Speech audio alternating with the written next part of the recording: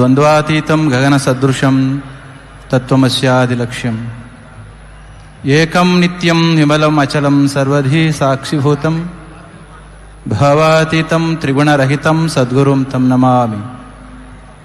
ಶ್ರೀವಿದ್ಯಾಂ ಜಗತಾಂ ಧಾತ್ರಿಂ ಸರ್ಗಸ್ಥಿತಿಲಯೇಶ್ವರೀಂ ನಮಾಮಿ ಲಲಿತಾಂ ನಿತ್ಯಾಮಃ ತ್ರಿಪುರಸುಂದರಿ. ನಾಡಿನ ಶ್ರೇಷ್ಠ ರಾಜಕಾರಣಿ, ಧೀಮಂತ ರೈತ ನಾಯಕ,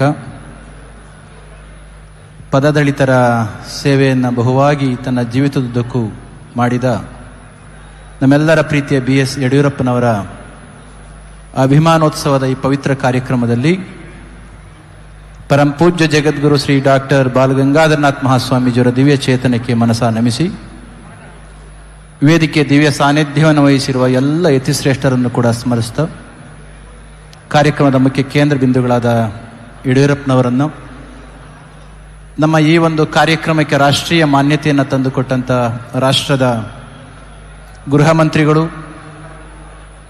ರಾಷ್ಟ್ರದ ಸಂರಕ್ಷಣೆಯನ್ನು ಜತನವಾಗಿ ಮಾಡ್ತಾ ಇರ್ತಕ್ಕಂಥ ಅಮಿತ್ ಶಾ ಜಿಯವರನ್ನು ಕೂಡ ನೆನಪು ಮಾಡಿಕೊಳ್ತಾ, ವೇದಿಕೆಯಲ್ಲಿ ಆಸೆಯಿಂದ ಆಗಿರ್ತಕ್ಕಂಥ ಎಲ್ಲ ಗಣ್ಯಮಾನ್ಯರೇ, ಆಸ್ತಿಕ ಮಹಾಶಯರೇ, ಮಾಧ್ಯಮ ವೃಂದದವರೇ, ಇದೊಂದು ಬಹು ವಿಶೇಷವಾದ ಘನತೆವೆತ್ತ ಒಂದು ಕಾರ್ಯಕ್ರಮ.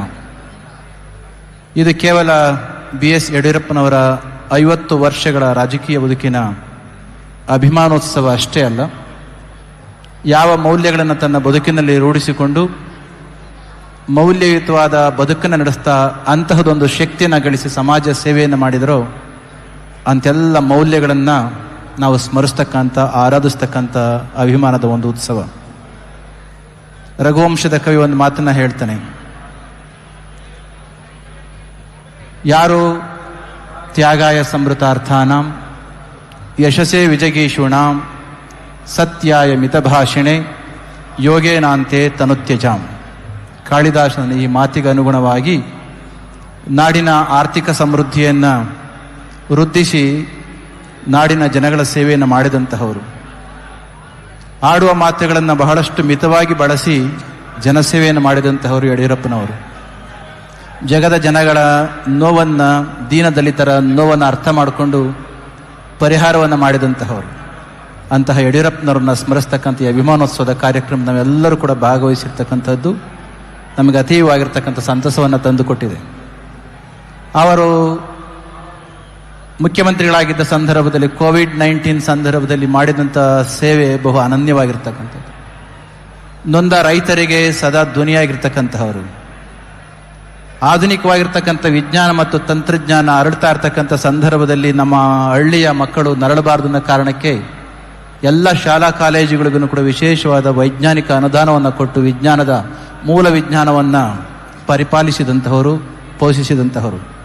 ಅಂತಹ ಯಡಿಯೂರಪ್ಪನವರನ್ನು ಸ್ಮರಿಸ್ಕೊಳ್ತಕ್ಕಂಥ ಜನಸಾಗರದ ಮಧ್ಯದ ಈ ಕಾರ್ಯಕ್ರಮದಲ್ಲಿ ಭಾಗವಹಿಸಿದ್ದು ನಮಗೆ ಅತೀವವಾಗಿರ್ತಕ್ಕಂಥ ಸಂತಸವನ್ನು ತಂದಿದೆ. ಇದೇ ಸಂದರ್ಭದಲ್ಲಿ ನಾಡಿನ ಸಮಸ್ತ ಯತಿಶ್ರೇಷ್ಠರು ಆಗಮಿಸಿ ಅವರಿಗೆ ಆಶೀರ್ವದಿಸ್ತಾ ಇರತಕ್ಕಂತಹದ್ದು ಅವರ ಇಷ್ಟು ವರ್ಷದ ಬದುಕಿಗೆ ಒಂದು ಘನತೆಯನ್ನು, ಮಾನ್ಯತೆಯನ್ನು ತಂದುಕೊಂಡದ್ದಾಗಿದೆ. ಇಂತಹ ಕಾರ್ಯಕ್ರಮಕ್ಕೆ ನಾಡಿನ ದೇಶದ ಗೃಹ ಮಂತ್ರಿಗಳು ಕೂಡ ಬರ್ತಾ ಇರತಕ್ಕಂಥದ್ದನ್ನು ಈಗಾಗಲೇ ಹೇಳಿದಾಗೆ ಈ ಕಾರ್ಯಕ್ರಮ ಕೇವಲ ನಮ್ಮ ಕರ್ನಾಟಕಕ್ಕಲ್ಲ, ರಾಷ್ಟ್ರದ ಮತ್ತು ವಿಶ್ವದ ಮಾನ್ಯತೆಯನ್ನು ತಂದುಕೊಟ್ಟಿದೆ. ಅಂತಹ ಯಡಿಯೂರಪ್ಪನವರಿಗೆ 100 ಕಾಲ ಬದುಕಿ ಅವರು ಮತ್ತಷ್ಟು ಸಮಾಜದ ಸೇವೆಯನ್ನು ನಾಡಿಗೆ ನೀಡುವಂತಾಗಲಿ ಅಂತ ಹೇಳಿ ಮತ್ತೊಮ್ಮೆ ಹರಸಿ ನನ್ನ ಮಾತನ್ನು ಮುಗಿಸ್ತೇನೆ. ಜೈ ಶ್ರೀ ಗುರುದೇವ್.